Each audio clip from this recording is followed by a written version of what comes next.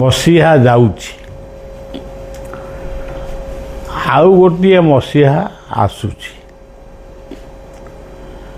ଯାହାକୁ ଆପଣମାନେ ନବବର୍ଷ ବୋଲି କୁହନ୍ତି। ଭାରତବର୍ଷରେ ଏହି ନବବର୍ଷକୁ କେବଳ ହିନ୍ଦୁମାନେ ପାଳନ କରନ୍ତି ଏବଂ ଖ୍ରୀଷ୍ଟିଆନ ମାନେ ପାଳନ କରନ୍ତି। ଇସଲାମ ମାନେ ପାଳନ କରନ୍ତି କି ନା ମୁଁ ଜାଣେ ନା, କିନ୍ତୁ ହିନ୍ଦୁର ନୂଆବର୍ଷ ହେଉଛି ପ୍ରକୃତରେ ଚୈତ୍ର ଶୁକ୍ଳ ପ୍ରତିପଦା। ଓଡ଼ିଶାର ନବବର୍ଷ କହିଲେ ପଣା ସଂକ୍ରାନ୍ତି।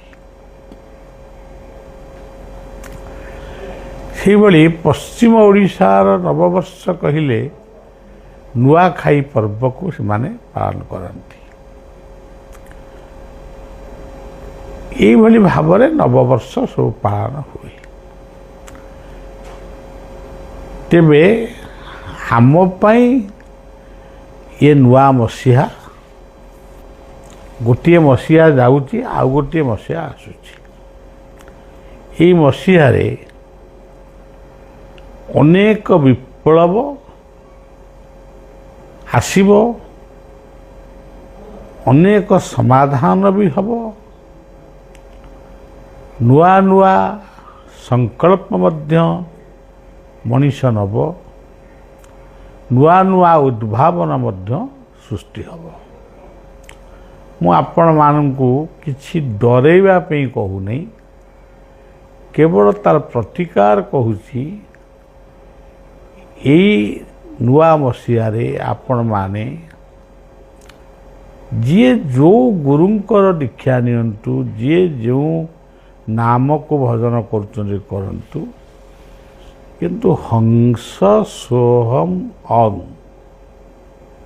ହଂସ ସୋହମ୍ ଅଂ,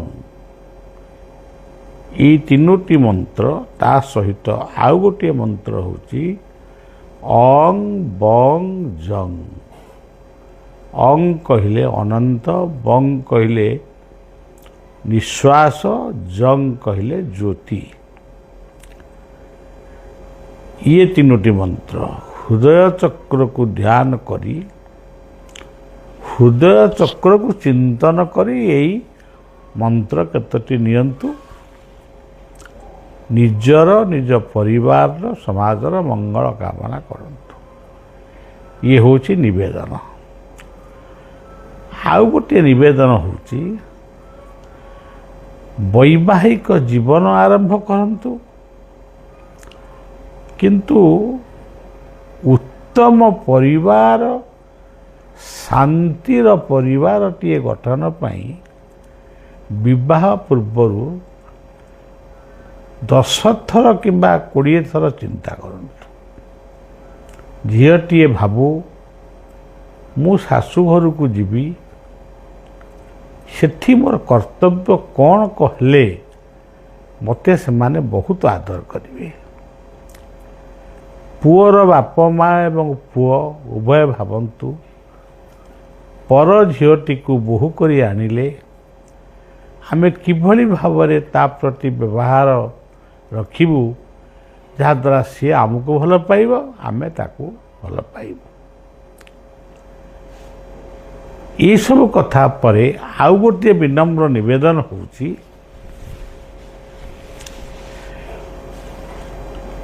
ବୃକ୍ଷରୋପଣରେ ଗୁରୁତ୍ୱ ଆରୋପ କରନ୍ତୁ। ପିତୃମାତୃ ମୃତ୍ୟୁ ଦିବସରେ, ଶ୍ରାଦ୍ଧ ଦିବସରେ, ପୁଅ ଝିଅଙ୍କ ଜନ୍ମ ଦିବସରେ ବୃକ୍ଷଟିଏ ଲଗାନ୍ତୁ ଆଉ ବଞ୍ଚାନ୍ତୁ। ତାପରେ ଆଉ ଗୋଟିଏ ନିବେଦନ ଦେଖାଯାଉଛି, ଯେଉଁ ଗୋଟେ ନୂଆ ନୂଆ ସମସ୍ୟା, ଆତ୍ମହତ୍ୟା। କେଉଁଠି ଆତ୍ମହତ୍ୟା ହେଉଛି, କେଉଁଠି ଜବରଦସ୍ତି ତାକୁ ଆତ୍ମହତ୍ୟା କରାଯାଉଛି। ଇଏ ଦୁଇଟି କଥାରୁ ଆପଣମାନେ ସମସ୍ତେ ନିବୃତ୍ତ ହେବା ଉଚିତ।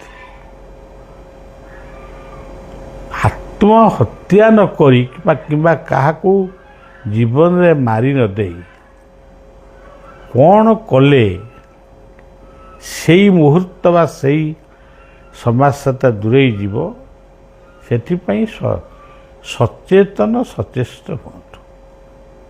ଇଏ ହେଉଛି ଗୋଟେ ନିବେଦନ। ଆଉ କହି ରଖୁଛି, ମୋତେ ଆପଣମାନେ ଦେଖିବାକୁ ଆସୁଛନ୍ତି, ଫୁଲମାଳଟିଏ ନେଇକିରି ଆସୁଛନ୍ତି। ସେ ଫୁଲମାଳକୁ ମୁଁ ଗୋଟିଏ ସେକେଣ୍ଡ ବି ପକାଇବା ପାଇଁ ମୋର ଇଚ୍ଛା ନୁହେଁ, ଖାଲି ପାଦ୍ୟରେ 2 ମିନିଟ୍ 3 ମିନିଟ୍ ରଖୁଛି। ଫୁଲ ଆଣିବେ ନାହିଁ। ଜୀବନ ହେଉଛି ଗୋଟିଏ ସୁନ୍ଦର ଫୁଲ, ହସି ହସିକିରି ଆସିବେ। ଜୀବନ ଫୁଲଟି ଗୋଟିଏ ଫଳ ଧରିକିରି ଆସୁ, ଯେଉଁ ଫଳଟି ଠାକୁରଙ୍କ ପାଖରେ ସମର୍ପଣ ହେବ ଏବଂ କିଛି ଛୋଟ ଛୋଟ ପିଲାମାନଙ୍କୁ ମଧ୍ୟ ବଣ୍ଟନ ହେବ। ଫୁଲଟି କ'ଣ ହେବ? ଫୁଲଟି ଗଛରେ ରହୁ, ସେଇ ପରମାତ୍ମାଙ୍କ ଉଦ୍ଦେଶ୍ୟରେ ସେ ପ୍ରସ୍ଫୁଟିତ ହେଉ କିମ୍ବା ଦେବ ମନ୍ଦିରରେ ଉପଯୋଗୀ ହେଉ। ଇଏ ହେଉଛି ନିବେଦନ।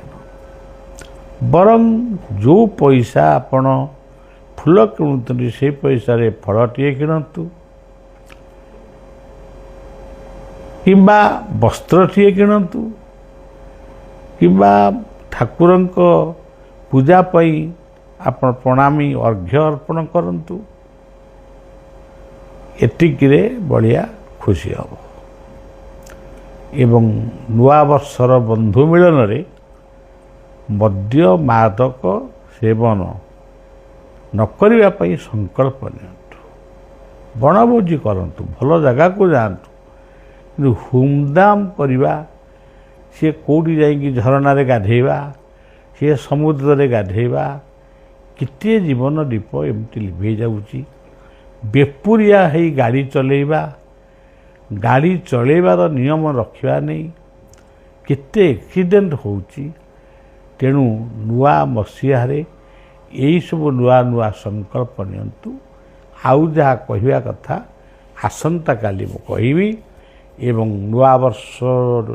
ନୂଆ ମସିହାର ପ୍ରଥମ ଦିନରେ ସୂର୍ଯ୍ୟଙ୍କୁ ନମସ୍କାର କରିବେ, ପିତା ମାତା ଗୁରୁ ଗୁରୁଜନଙ୍କୁ ପ୍ରଣାମ ଜଣାଇବେ। ଆଦର୍ଶ ଜୀବନ, ଆଦର୍ଶ ପରିବାର ଗଠନ ପାଇଁ ଅନ୍ତତଃ ସଚେଷ୍ଟ ହେବେ। ଜୟ ଗୁରୁ, ଜୟ ଜଗନ୍ନାଥ।